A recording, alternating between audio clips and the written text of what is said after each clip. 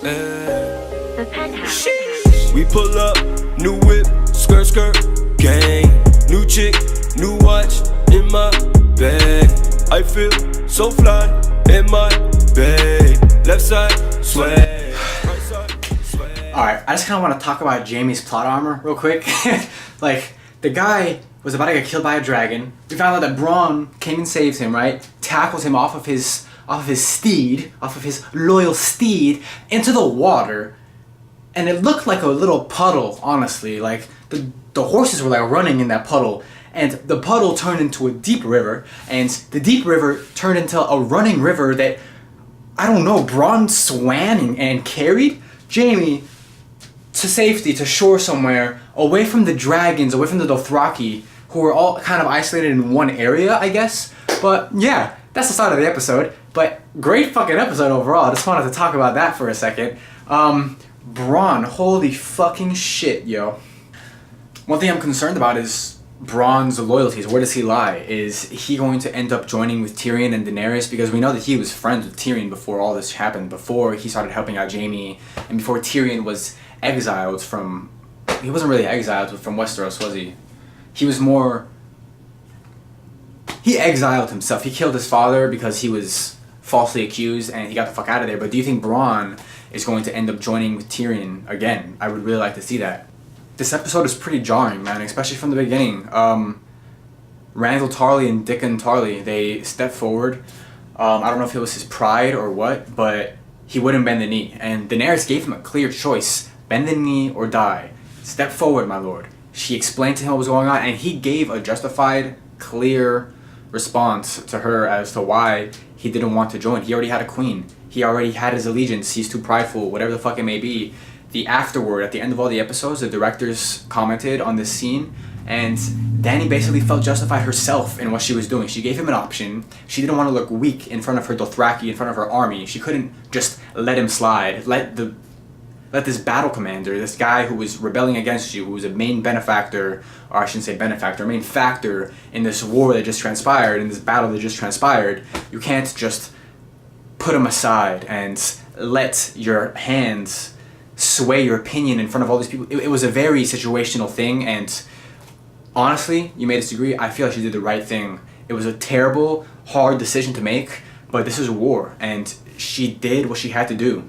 And Tyrion even mentioned to Randall that your allegiances are pretty flexible, you know? The Tarlys, have been faithful to House Tyrell for God knows how long. So the next scene is straight Jamie walking through the halls of King's Landing, and he opens the door. Well, he sees Qyburn on the way in, but he opens the door to Jamie's room, just busts in there, and they have this conversation about what happens on the battlefield and how he saw the Dothraki and the dragons for the first time, and he's basically like, Cersei, we're not gonna win this war. We're gonna get burnt alive. We couldn't even muster the strength to oppose one of her dragons. Bronn managed to get a bullet in it or an arrow in it, but the arrow wasn't even poisonous, or it hasn't been revealed that the Scorpion arrow ballista gun that shot Drogon is poisonous. Its name is a Scorpion, so a lot of people have speculated that it is poisonous, but that's all they were able to do. Everyone was burnt to ashes. The few that were left alive were aligning themselves with Daenerys. They bent to the knee. Yeah, shit isn't looking good for Cersei and Jamie right now, and you can see Cersei being put into a corner, and she's trying to act more like her father and be a little bit more manipulative and change her plans. I think she's gonna listen to Qyburn a little more, because Jamie, by the end of this conversation... Oh wait, was that this conversation? Oh, that was his conversation. And by the end of this conversation, Jamie reveals to Cersei, which I would not have done, dude. He reveals to Cersei that Olenna is the one who killed Joffrey, not Tyrion. Not their little brother.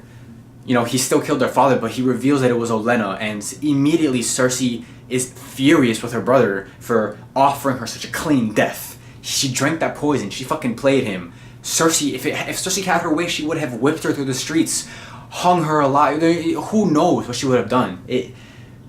This just goes to show that Jamie is putting himself in a dangerous situation. I think that... I love Jamie, you know, and he's got some thick plot armor, but when it comes to Cersei, I think Cersei's the one who can kill him at any time that she wants. And there's a lot of foreshadowing in this episode that Jamie may die.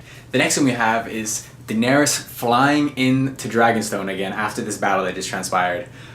We basically get to see Jon and Drogon's interaction for the first time. He's seen the dragons from afar flying, but Drogon lands in front of him and like runs up on him, bro, and like screams in his face. It's very confrontational, but he just sits there and takes it. He takes off his glove and he like he like pets the dragon, dude. It's such a puppy dog moment. I fucking love it. God, we'll talk about Jon more later in this review, but a lot of stuff happens. A lot of stuff is going to continue to happen with Jon's character and his story and his arc. So, yeah. Jon and Daenerys have a good little conversation. Daenerys is basically like, these are my children. They're not monsters. I don't see them as monsters in my eyes. Because she's basically like, they're beautiful, aren't they? And Jon's like, beautiful wasn't really the word I was thinking of. And the look she gives him, yo. Like, the fucking shade she throws at him. Oh my god. I love it. It's one of the best looks in the episode. It's one of the best moments. But while they're talking and they're talking about this and that, you know, yada yada, they're gonna bang, you know, they're gonna bang. Jorah shows up. Actually, the Dothraki, kind of like Dothraki, like faction, like with one of the main guys with all the fucking mascara. But the guy's mascara guy, man. He has so much fucking mascara on. I wonder if he had mascara on for all these shoots. Like every time he went into shoot, if they were extensive shoots, they had to put a shitload of mascara on his face. I mean, that probably sucked.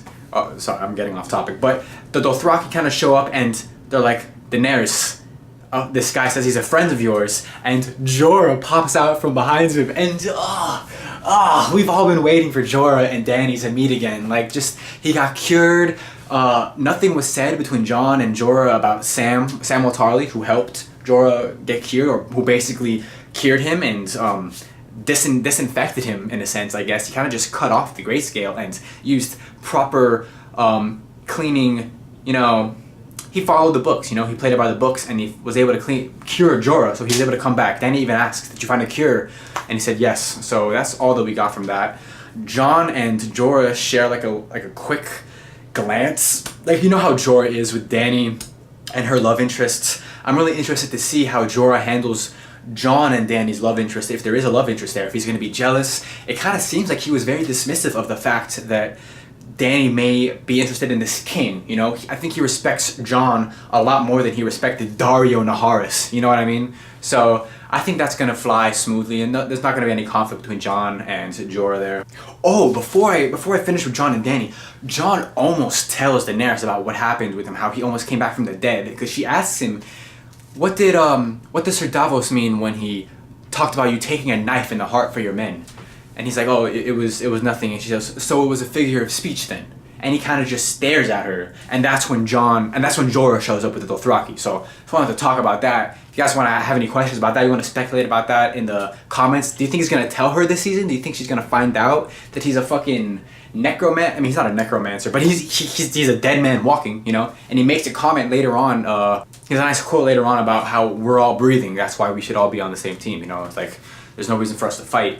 But he is breathing, but is he less than human? Is he less than alive because he's come back? You know, it's supposedly every time you come back, you know, Eye Patch, Jorah Jameson, whatever the fuck his name is, the other Eye Patch, she says that every time you come back, you know, you feel less and less like yourself. You leave a part of you behind.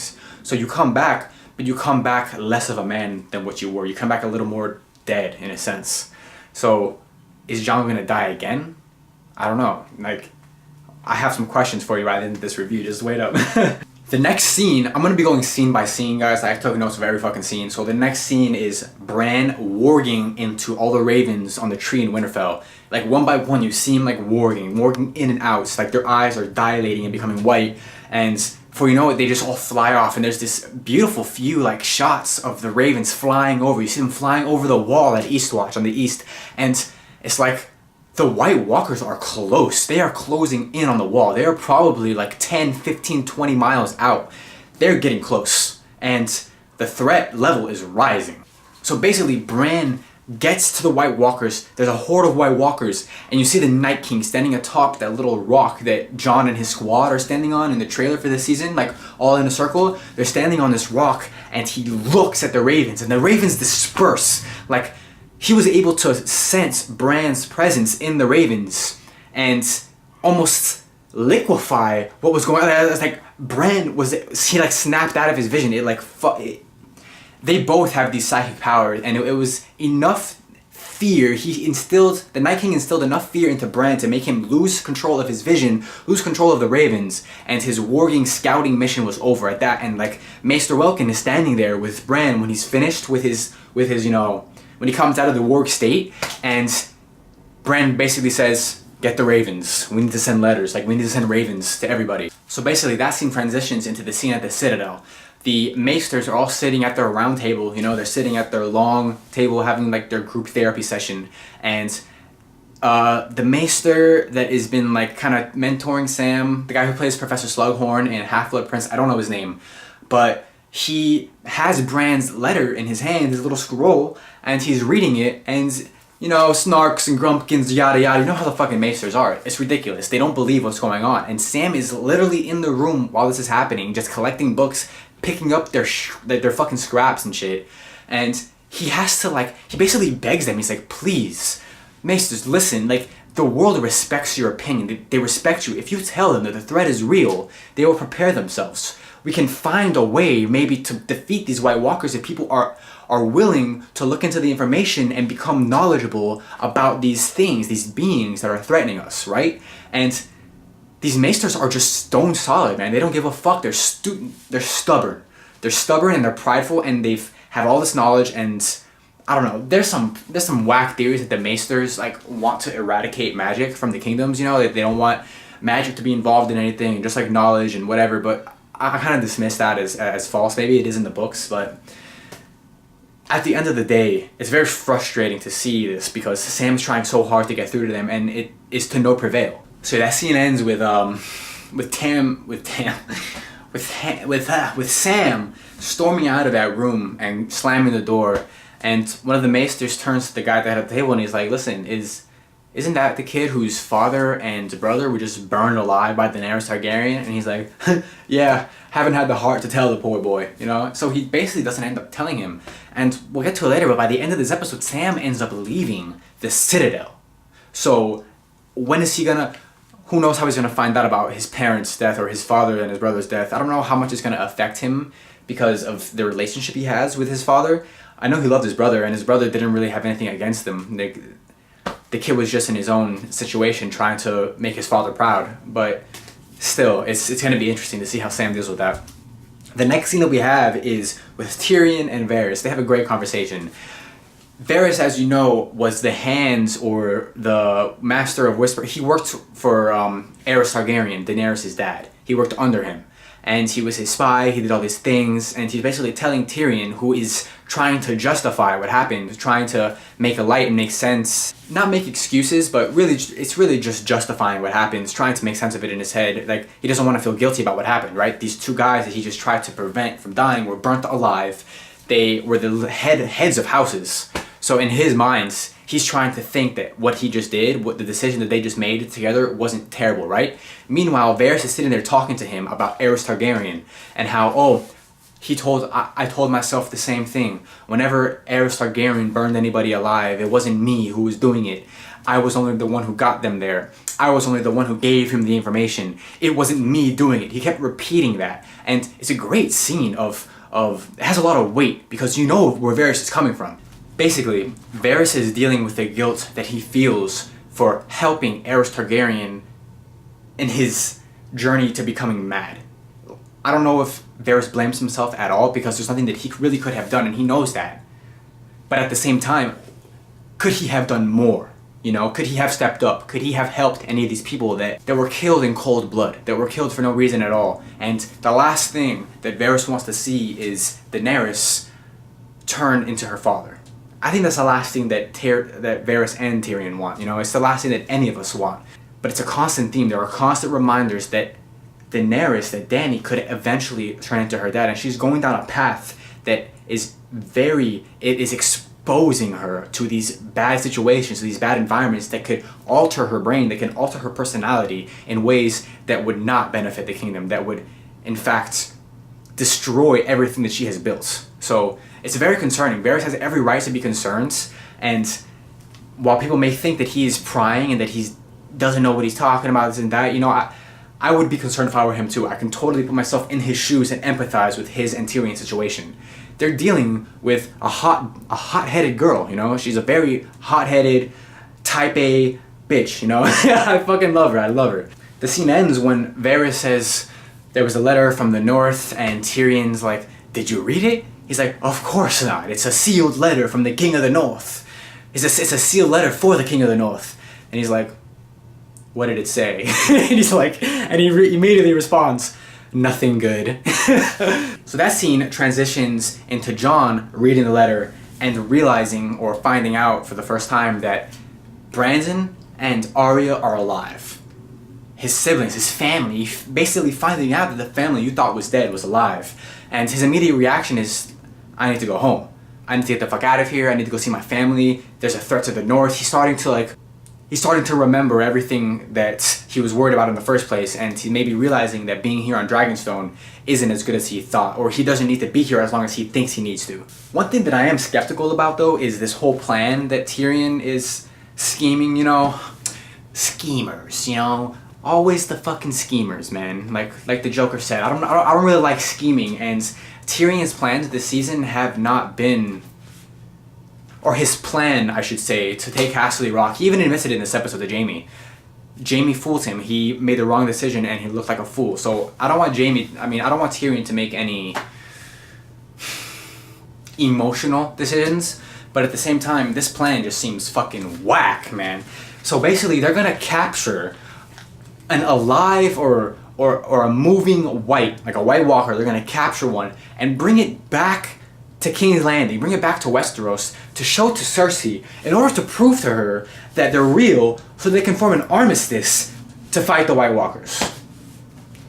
Is it just me, or is that just a little much? Like, I do not think that's gonna go the way that they want. I think, again, it's gonna blow up in Tyrion's face. They're gonna try and bring a White Walker. I just don't see that happening. I don't see it working. Let me know. Like, talk to me. Reassure me, because I am worried for these fucking people heading beyond the wall on this suicide mission. So this scene leads to the beach where we see Jon leaving, and before that, Jorah offered his help in finding one of the White Walkers and bringing it back. So Jorah is going to Eastwatch with Jon, right? So this last scene on Dragonstone, you see Jorah and Dany talking, saying their goodbyes. Dany's like, you would think we'd be better at this by now, saying goodbye. And they have a beautiful moment. Jorah kisses her hands. As Jon walks up, he recognizes Jon walking over, kisses her hand, and like lets them have their moment. You know, he starts pushing the boat, and Jon basically says, you won't have to deal with the King of the North anymore if I don't come back. And she basically says, I've grown used to him. And it's a really subtle, nice moment that I needed. I ship them. I know people don't like the whole incest thing. They don't fucking. I don't know. They're beautiful. Another one of my favorite moments is when Jon first. He doesn't even say that like I'm leaving. The look on Dany's face when she realizes that Jon is probably going to leave. She looks upset. She looks like a member of her family is leaving her, like someone she trusts, like who she feels comfortable around, like she is going to have a part of her missing when Jon leaves, and they haven't even known each other for that long.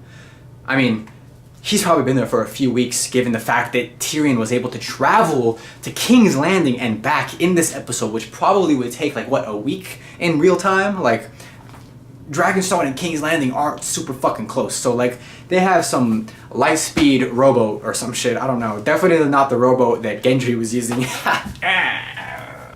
All right, so let's talk about the division in Winterfell. The first thing we see, the next scene is what the fuck are these guys' name? Royce and Glover are talking to Sansa. They're basically saying the King of the North should be in the North, and we brought the Knights of the Vale here for you, Lady Sansa, you know, and she's basically like, alright guys, I appreciate it, but Jon's the King of the North, we should respect his wishes, and Arya is standing there like watching, and she's like, bitch, look, stand up for your fucking brother, you know, like, God. But after that, we get like a little scene of Arya and Sansa. Sansa, you know, I love Sansa, I love Arya, but I love Arya so much more. I'm a huge Arya fan. Sansa basically tells Arya that, listen, like, the way you get people to work together isn't by chopping each other's heads off. We need to trust each other and we all need to work together. Sansa is basically surrounded by a bunch of freaks. Her siblings are crazy now. Like, Jon came back from the dead. He's the king of the north. Bran is some warg, psychic, Dr. Manhattan, fucking... He's not even present, bro. Where is Bran? When is Bran? How? Like... Bran is just another being of himself at this point. And Arya, her little sister who she's always had issues with, is some fucking assassin, parademon face changer now who just wants to chop off the heads of like Royce and the guy with the veil and Glover and stuff. It's almost too much for Sansa to deal with. But like, I can see where she's coming from. She's been through a lot. She has a lot of experience, you know, dealing with these types of situations. And she just wants people to trust her. Meanwhile, Littlefinger is planting all his little seeds of doubt and conflict between Arya and Sansa, and we'll talk about that later during her scene when she traces him down, when she tracks him down. Skip to my favorite scenes from this episode at Flea Bottom in King's Landing. Davos and Tyrion show up in King's Landing. Davos smuggles Tyrion in. There's a quick little exchange between Davos and Tyrion where Tyrion says, last time I was in King's Landing, I killed my father. And Davos says, last time I was in King's Landing, you killed my son with wildfire. And it was like some dark meta humor there. And and they just like kind of like leave the boat there. And Tyrion says, well, what are we going to do about the boat? We're just going to like leave it there? He's like, and Davos goes, we better fucking hurry then. And I don't know. I love him. I love Davos. We should make a show about Davos and his fucking adventures, you know. He's lived to a ripe old age. I want to see how he's done it. But if you didn't get why Davos wanted to go to Flea Bottom, if you weren't picking up the cues and the light bulbs and the bells and whistles weren't going off in your head already, I hope they started going off once you saw the blacksmiths and you saw that guy with the hammer, bam, melding that sword. And Davos walked into that finery, he walked into that blacksmith area, and we see Gendry for the first time in so long, and oh my fucking god, yo, like, I love Gendry, I've been wanting this forever, I love the Baratheons, and the payoff was just great. I don't want to spill too much about it, you know, I don't want to like throw up on you guys, but I love Gendry, I love this whole scene with the hammer. He's ready to fucking go, yo. He was like, yo, you came to get me? I'm ready. Picked up his bag, put it on his shoulder, let's get the fuck out of here. I'm done building weapons for Lannister soldiers. I was right under Cersei's nose the whole time. I want to get the fuck out of here. Let's go do something. I want to be important, you know, and he will be important in the story. You can tell that he's going to be important in the story going forward. Him and Jon's relationship is great. You know, they have a few back and forths. Oh, this episode was insane. So Gendry and Tyrion show up at the beach. They're putting their shit in their boats. And these two soldiers, like these King's Landing soldiers, I think they're part of the City Watch, come and they start, you know, they start like inspecting the boat. They want to know what they're doing. They're being annoying as fuck. And they almost get away with it. Davos offers them like this fermented Viagra crab that like will give them a crazy erection so they can go have fun at like some brothel, their favorite brothel, just to get them out of the fucking scene. And they're about to leave, and Tyrion waddles his little ass down that hill, and it's like, bro, your timing sucks, man. Like, totally getting frustrated with Tyrion for no apparent reason. But the soldiers see him, they recognize him, they're like, oi, dwarf! We were looking for a dwarf with a scar like that recently or something, and like, my British accent is bad, yo. I'm practicing. But they saw him and they recognized him, and it was immediately an issue. And before anything happens, Gendry whipped out his fucking hammer, bro. Whacked the first guy, and then did this cool like spin move, like, bah! And like, fucked the other guy up. You saw his face. It was just like melded in. He fucking destroyed that guy. He whacked him. And it was just a preview of what's to come. Like, I want to see him smash some White Walkers, kill some Lannister soldiers, and ride alongside Jon into battle, because Baratheons and Starks together, bro, ugh, just the best. If him and Arya had a child, it would be like my number one ship. I would be on that ship, sailing to sea. I would be gone. I would just be so gone. Oh my god, I almost forgot. Tyrion, the reason Tyrion was in King's Landing was to meet with Jaime. Bronn set up this secret meeting, betraying, as Cersei called it, betraying Jaime. Basically, Daenerys wants an armistice. He wants a ceasefire, and we should band together. Like, they're gonna bring evidence of the White Walkers or some shit, and I don't know. It doesn't seem like a good plan to me. Earlier in the episode, Cersei said something about maybe her little brother can intervene and maybe we won't get killed or something, but she's being totally she was being totally condescending, and I don't really think she would even allow that. I think she would rather die than have Tyrion save her. I think her pride is just up there, you know? She's just ridiculous. Cersei knew about the meeting. I think that Qyburn was letting her know about it while also dropping the information that she's pregnant, right?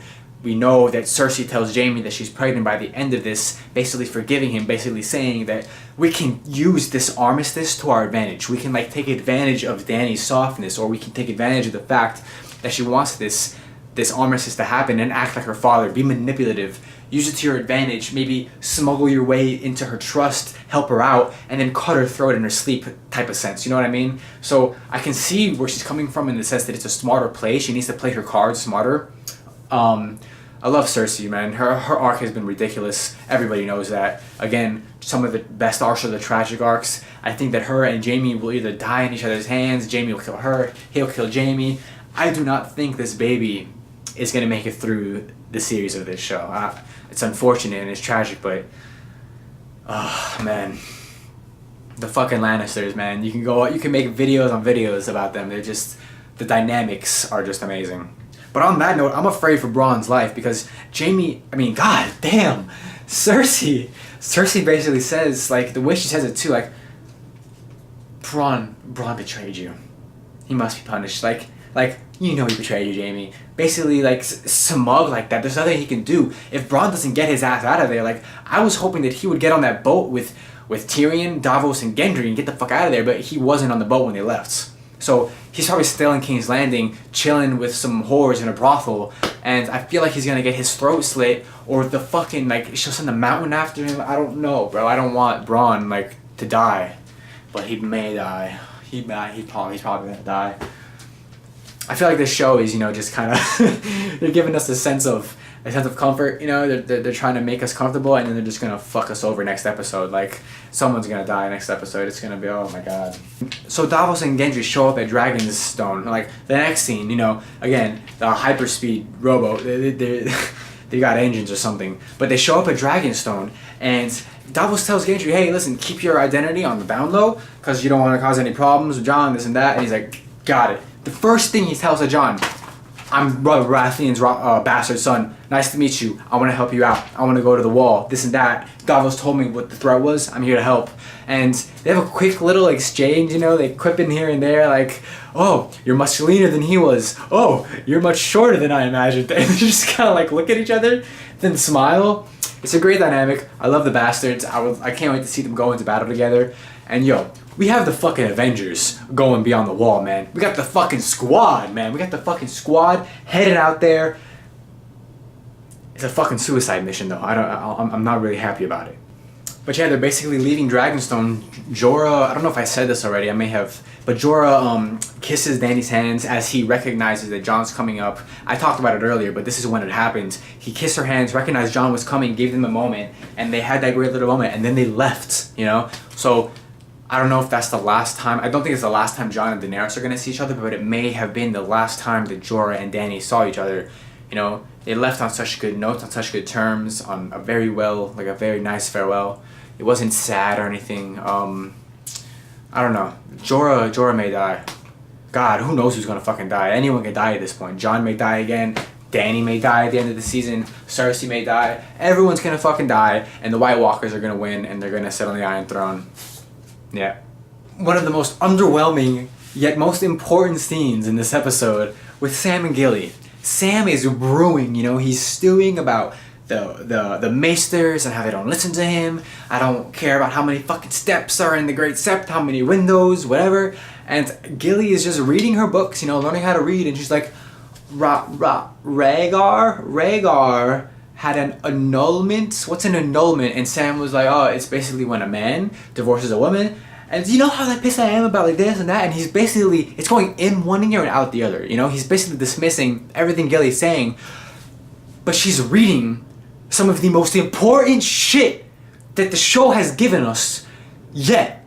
She's basically, the shit basically says that Rhaegar got an annulment to his wife from Dorne. I don't know if it was Elia Martell or which Martell it was, but he got an annulment. She divorced his Dornish wife, and then he had a maester secretly marry him to someone else. Who do you think that was? Any guesses? No? It was fucking Lyanna. It was Lyanna. He married Lyanna. Jon is legitimate. Jon is a legitimate child, a legitimate Targaryen, legitimacy to the throne. He is a rightful heir to the throne. Bottom line. Whether he wants to be on the Iron Throne or not, he is the rightful heir. I don't know how anybody can argue with that at this point.